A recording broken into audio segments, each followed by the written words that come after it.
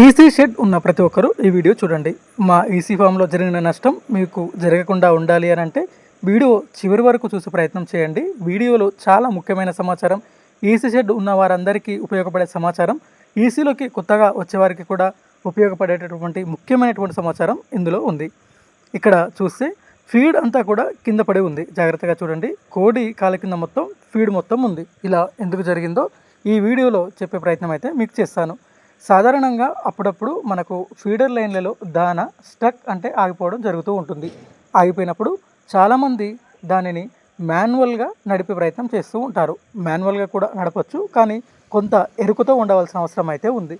మాన్యువల్ని తెలిసి తెలియక మాన్యువల్తో మీరు ఫీడ్ నడిపిస్తే ఇలాగే జరుగుతుంది. ఇక్కడ జరిగినటువంటి విషయం, ఫీడ్ మొత్తము ఫీడర్లలో అయిపోయింది. అక్కడ హోపర్ నిండా దానా ఉంది, కానీ దానా అన్నది ఫీడర్లలోనికి రాలేదు. హోపర్ నిండా ఉన్న దానా ఫీడర్లలోనికి రాకపోవడంతో మాన్యువల్గా నడిపించే ప్రయత్నం అయితే చేశారు. మాన్యువల్గా నడిపించినప్పుడు అన్ని ఫీడర్లలో దానా నిండిపోయింది.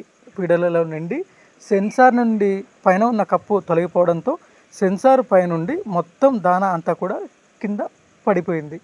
ఇలా జరగడానికి గల కారణము, హోపర్లలో ఎక్కువ దానా అయితే ఉంది. హోపర్లలో ఉన్న దానా మొత్తం అయిపోయేంత వరకు మాన్యువల్గా మనము నడిపించడం వలన ఫీడర్ల నిండా నిండిపోయి ఫీడర్ల నుండి సెన్సార్ వద్ద కూడా వచ్చి సెన్సార్ నుండి దానా మొత్తం బయటికి వెళ్ళిపోయింది. ఇలా ఎప్పటి వరకు జరుగుతుంది అని అంటే, హోపర్లో ఉన్న దానా మొత్తం ఖాళీ అయ్యేంత వరకు మీరు మాన్యువల్గా పెడితే దానా బయటకు వచ్చేస్తూనే ఉంటుంది. చివర ఉన్న సెన్సార్ ఫీడర్ నుండి దానా తక్కువ ఉన్నప్పుడైతే అన్ని ఫీడర్లలో నిండిపోతుంది. ఇంకా అదే విధంగా నడుస్తూ ఉంటుంది. కాబట్టి మాన్యువల్గా చేయకండి. ఒకవేళ మాన్యువల్గా చేయవలసి వస్తే ఫారంలో చివర ఉన్నటువంటి సెన్సార్ ఫీడర్ వద్ద ఒక వ్యక్తి ఉండాలి. తను నిలబడి అన్నిట్లో ఫీడ్ నుండి చివర ఉన్న సెన్సార్లో కూడా దానా నిండిన తర్వాత మనకు ఒక సంకేతం నిండిపోయింది అని చెప్తే అప్పుడు మనం బంద్ చేసుకోవాల్సి ఉంటుంది. ఇలా కాకుండా మనం అక్కడ ఎవరు నిలబడకుండా ఇక్కడే నిలబడి మనం మాన్యువల్గా ఆన్ చేస్తే మనకు తెలియదు హోపర్లలో ఉన్న దానా అన్ని ఫీడర్లలో సరిపోతుందా బయటికి పోతుందా అన్న విషయం తెలియక ఈ విధమైన నష్టం, పెద్ద నష్టం అయితే జరుగుతుంది. హోపర్లలో ఒక 3 బస్తాలు దానా పట్టిందంటే 3 బస్తాల దానా కూడా అన్ని ఫీడర్లలో నిండుకుంటూ వెళ్ళి మిగతా దానా అంతా కూడా బయటనే పడిపోతూ ఉంటుంది.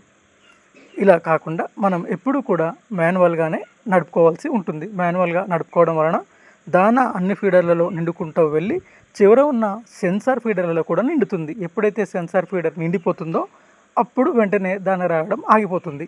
ఇంకొక సందర్భంలో దానా మనం మాన్యువల్గా పెట్టుకొని చేయకుండా ఎలా చేయాలి అని అంటే, దానా ఫీడర్లలో రావట్లేదు, హోపర్లో నిండుగా దానా ఉంది. హోపర్ నిండుగా దానా ఉండి ఫీడర్లలో దేంట్లో కూడా దానా లేదు. దీనికి గల కారణము, వెనకాల ఉన్న సెన్సార్ ఫీడర్లో దానా అయిపోకపోవడము. అక్కడ దానా అయిపోకపోవడం వలన హోపర్లలో ఉండి దానా అయితే కిందికి దిగదు. కాబట్టి ముందు మనము చివర ఉన్నటువంటి సెన్సార్ ఫీడర్ని ఖాళీ చేసే ప్రయత్నం చేయాలి. సెన్సార్ ఫీడర్ని మనము ఖాళీ చేయడం ద్వారా హోపర్లలో ఉన్నటువంటి దానా మెల్లిగా ఆటో మోడ్లో ఉంటుంది. కాబట్టి మెల్లిగా అన్ని ఫీడర్లలో నిండుకుంటూ వెళ్తుంది. ఈ విషయంలో చాలా ప్రత్యేకమైన శ్రద్ధ తీసుకోండి. ఇలా మీరు కొంత తెలిసి కూడా ఎరుకత లేకపోవడం వలన మనకు దానా నష్టం అన్నది చాలా చాలా ఎక్కువగా జరుగుతూ ఉంటుంది. ముఖ్యంగా మనము గమనించవలసింది, మాన్యువల్ పెట్టకుండా ఆటోలోనే దానా వెళ్ళడానికి ప్రయత్నించాలి. అసలు దానా ఎందుకు వెళ్ళలేదో చూసి చివర ఉన్నటువంటి సెన్సార్ ఫీడర్లో దానా తీసివేస్తే అదే దానంతటా ఆ దానా అన్నది హోపర్ నుండి ఒక్కొక్క ఫీడర్ నిండుకుంటూ చివరి వరకు వెళ్తూ ఉంటుంది. మీరు ఇలాగే చేయండి, మాన్యువల్గా చేయకండి. ఇలా మాన్యువల్గా చేయడం వలన మాకు ఇంత దానా అయితే నష్టం జరిగింది. ఇంకా చాలా దానా అయితే మీకు వీడియోలో చూపించాను కదా, చాలా దానా ఉంది. ఇంకో 3 బస్తాలు వస్తుంది.